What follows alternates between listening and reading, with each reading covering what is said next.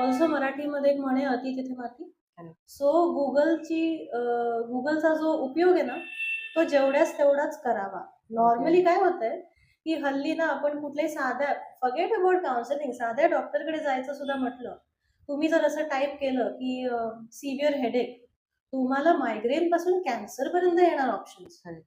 आणि that literally damages a person. म्हणजे इतकी एन्झायटी कुणामध्ये तरी क्रिएट होऊ शकते. दुसरी गोष्ट, तशी व्यक्ती ती इन्फॉर्मेशन घेऊन डॉक्टर समोर गेली, बी it a doctor, counsellor, anybody, तो डॉक्टर पण कन्फ्यूज होणार ना, कारण ऑलरेडी त्याला ही एक डबल ड्युटी पडते, ते मिसअंडरस्टँडिंग क्लॅरिफाय करायचं.